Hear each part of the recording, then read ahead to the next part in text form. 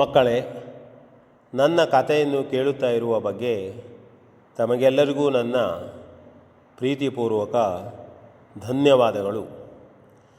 ನಾನು ಕತೆ ಹೇಳುತ್ತಾ ಇರುವಂಥದ್ದು ತಮ್ಮಲ್ಲಿ ಉತ್ತಮ ಸಂಸ್ಕಾರ ಮೂಡಬೇಕು, ಕಥೆಗಳಲ್ಲಿಯ ನೀತಿಗಳನ್ನು ನೋಡಿ ತಮ್ಮ ಜೀವನದಲ್ಲಿ ಅಳವಡಿಸಿಕೊಳ್ಳುವಂತಾಗಬೇಕು, ಉತ್ತಮ ಮಕ್ಕಳಾಗಬೇಕು, ಉತ್ತಮ ನಾಗರಿಕರಾಗಬೇಕು, ಉತ್ತಮ ವ್ಯಕ್ತಿಗಳಾಗಬೇಕು ಹೇಳುವ ಒಂದು ಉದ್ದೇಶದಿಂದ ನಾನು ಮಾಡುತ್ತಿರುವುದು ಒಂದು ಅಳಿಲು ಸೇವೆ.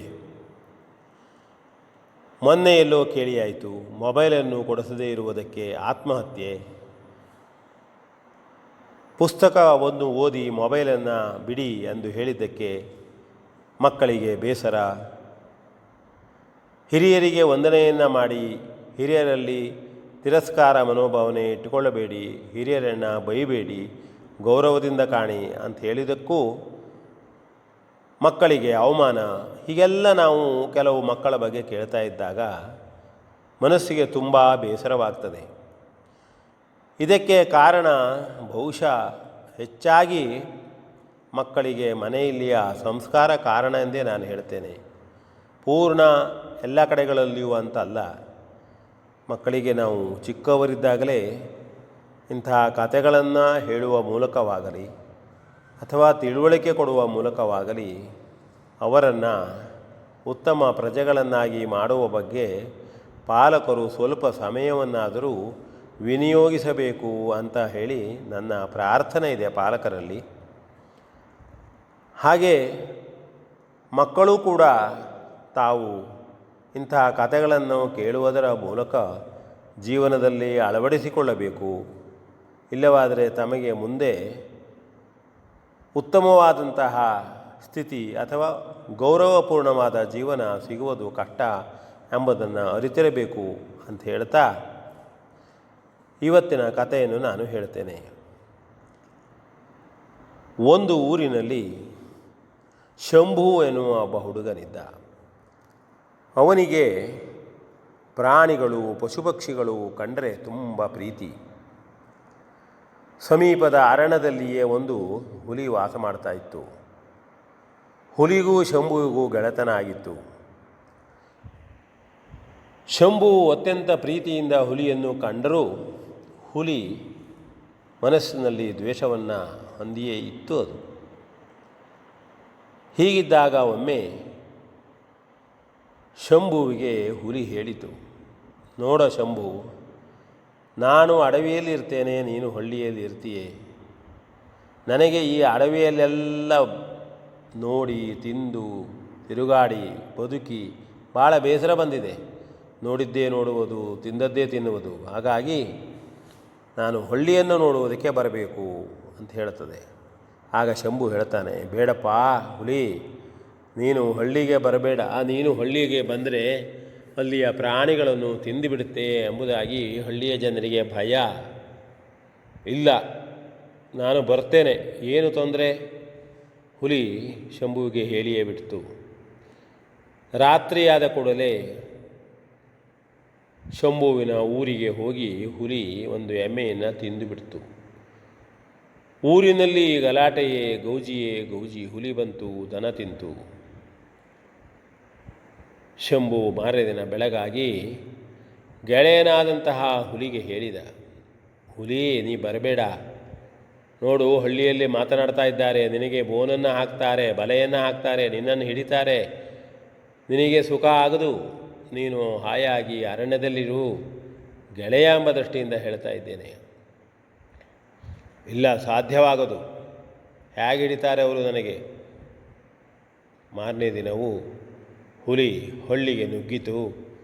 ಹಳ್ಳಿಗರ ಬೋನಿಗೆ ಬಿತ್ತು, ಬಲೆಯಲ್ಲಿ ಬಿತ್ತು, ಗರ್ಜಿಸಿತು. ಹಳ್ಳಿಗರು ಹೇಳಿದರು, ಏನು ಸೊಕ್ಕು ಮಾಡ್ತೀಯಾ? ಊರಿಗೆ ಬಂದು ದನ ತಿಂತೀಯಾ? ಇಲ್ಲೇ ಬಿದ್ದು ಸಾಯಿ ನೀನು ಅಂತ ಹೇಳಿ ಬೋನಿನಲ್ಲಿ ಹಾಕಿ ಹೊರಟರು.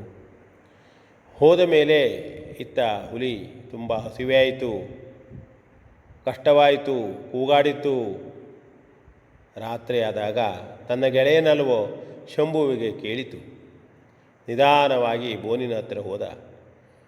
ಏನೋ ಹುಲಿ ನಿನ್ನ ಪರಿಸ್ಥಿತಿ, ಹೇಳಿದೆನಲ್ಲ ನಾನು ಬರಬೇಡ ಎಂಬುದಾಗಿ, ಆದರೂ ಬಂದೆ. ಈಗಲಾದರೂ ಬುದ್ಧಿ ಬಂತ ನಿನಗೆ. ನಾನೀಗ ನಿನ್ನನ್ನು ಬಿಡುತ್ತೇನೆ ಹೊರಗೆ, ನೇರವಾಗಿ ನೀನು ಅರಣ್ಯಕ್ಕೆ ಹೋಗಬೇಕು.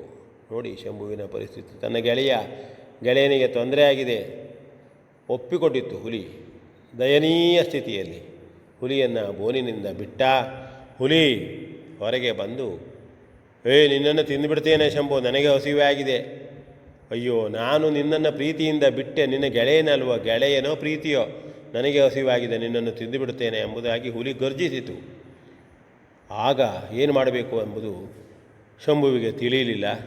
ನೋಡ ಹುಲಿ, ನನ್ನನ್ನು ತಿಂತಿಯಂತಾದರೆ 3 ಜನರಿಗೆ ನಾನು ಕೇಳ್ತೇನೆ, ಅವರನ್ನು ಕೇಳಿ ಯಾರೂ ತಿಳಿದುಕೋ, ನೀನು ತಿನ್ನುವುದು ಸರಿಯಲ್ವ ಅಂಥೇಳಿ ಮುಂದೆ ಕರ್ಕೊಂಡು ಹೋಗ್ತಾನೆ. ಪ್ರಥಮ ಬಾರಿಗೆ ಒಂದು ಎಮ್ಮೆ ಕಾಣ್ತದೆ, ಕೇಳ್ತಾನೆ, ಎಮ್ಮೆ ನೋಡು, ಹುಲಿ ನನ್ನನ್ನು ತಿಂತಿದೆ ಅಂತೆ, ಈ ರೀತಿಯಾಗಿದೆ. ತಿನ್ನಲೇ ಬಿಡು, ಮಾನವರು ಕೃತಜ್ಞರೇ, ಅವರು ಉಪಕಾರವನ್ನು ಸ್ಮರಿಸುವುದಿಲ್ಲ ಎಂದು ಎಮ್ಮೆ ಹೇಳಿತಂತೆ. ಮತ್ತೆ ಮುಂದೆ ಹೋದರು. ಅಲ್ಲಿ ಹೋದಾಗ ಒಂದು ನಾಯಿ ಇತ್ತು. ನಾಯಿ ಹೇಳಿತು, ಇಲ್ಲ, ನಾವು ಪ್ರೀತಿಯಿಂದ ನೋಡಿದರೂ ಮನುಷ್ಯ ನೋಡಲಾರ, ಬೇಡ, ತಿಂದುಬಿಡು ಹುಲಿ, ತಿಂದುಬಿಡು ಅವನನ್ನು. ಅಷ್ಟರಲ್ಲಿ ಅಲ್ಲಿಯೇ ಇದ್ದಂಥ ಒಂದು ಮೊಲ ಸಿಕ್ತು. 3ನೇದಾಗಿ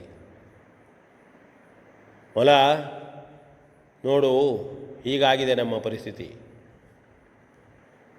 ಆಗ ಮೊಲ ಹೇಳಿತಂತೆ, ಹೌದಾ, ನಾನು ಯಾರ ಹಾಗೂ ಅಲ್ಲ, ನನಗೆ ನ್ಯಾಯ ಸಿಗಬೇಕು ಅಂತಾದರೆ ಯಾರ್ಯಾರು ಎಲ್ಲೆಲ್ಲಿ ಇದ್ದಿದ್ರಿ ಅಲ್ಲೇ ನಿಂತುಕೊಳ್ಳಬೇಕು. ನಾನು ಅದನ್ನು ಸರಿಯಾಗಿ ಚಿಂತಿಸಿ ಆಲೋಚಿಸಿ ಹೇಳ್ತೇನೆ ನಿರ್ಣಯವನ್ನು. ಆಗ ಹೇಳಿದಂತೆ ಹುಲಿ ಬೋನಿನೊಳಗೆ ಹೋಯಿತು. ಶಂಭು ಈ ಕಡೆ ನಿಂತ. ಮೊಲ ಕೂಡಲೇ ಬೋನಿನ ಬಾಗಿಲನ್ನು ಮುಚ್ಚಿಬಿಡ್ತು. ಹುಲಿಯನ್ನು ಬಲೆಯೊಳಗೆ ಬೀಳುವ ಹಾಗೆ ಬುದ್ಧಿವಂತಿಕೆಯನ್ನು ಉಪಯೋಗ ಮಾಡಿತು. ಹೇಳಿತು ಹುಲಿಗೆ, ಹುಲಿಯೇ, ನಿನ್ನನ್ನು ಅತ್ಯಂತ ಪ್ರೀತಿಯಿಂದ ಪ್ರೀತಿಸುತ್ತಿದ್ದ ಗೆಳೆಯ ಶಂಭು ನಿನ್ನ ಮೇಲೆ ಪ್ರೀತಿಯಿಂದ ಅನುಕಂಪದಿಂದ ಊರವರನ್ನೆಲ್ಲ ವಿರೋಧಿಸಿಕೊಂಡು ನಿನ್ನನ್ನು ಬಿಟ್ಟ. ನೀನು ನೇರವಾಗಿ ಅಡವಿಗೆ ಬರುವುದು ಬಿಟ್ಟು ಅವನನ್ನೇ ತಿನ್ನುವ ಕೃತಜ್ಞತೆಯನ್ನು ತೋರಿಸಿದೆಯಲ್ಲ. ಉಳಿದವರ ವಿಷಯ ಬಿಡು, ನೀನು ಮಾಡಿದ್ದು ಉಪಕಾರಕ್ಕೆ ಅಪಕಾರ, ಕೃತಜ್ಞತೆ, ಸರಿಯಾಯಿತು ನಿನಗೆ ಶಿಕ್ಷೆ ಅಂಥೇಳಿ ಹೇಳಿದ ಕೂಡಲೇ ಹುಲಿಗೆ ಗೊತ್ತಾಯಿತು, ಬೋನಿನೊಳಗೆ ಬಿತ್ತು. ಇದು ಒಂದು ಕತೆ. ಇಲ್ಲೂ ಕೂಡ ನಾವು ನಂಬಿದವರಿಗೆ ಮೋಸ ಮಾಡಬಾರದು, ಗೆಳೆಯರಿಗೆ ಮೋಸ ಮಾಡಬಾರದು. ಮೋಸ ಮಾಡಿದರೆ ಕೊನೆಗೆ ಪರಿಣಾಮ ಏನಾಗ್ತದೆ, ಮತ್ತು ದುಷ್ಟರಿಂದ ದೂರವಿಡಬೇಕು ಹೇಳತಕ್ಕಂಥ ಒಂದು ನೀತಿಯೂ ಕೂಡ ಇಲ್ಲಿ ಇರ್ತದೆ ಅಂತ ಹೇಳ್ತಾ ವಿ ಎನ್ ಭಾಗವತ್, ಬರಬಳ್ಳಿ.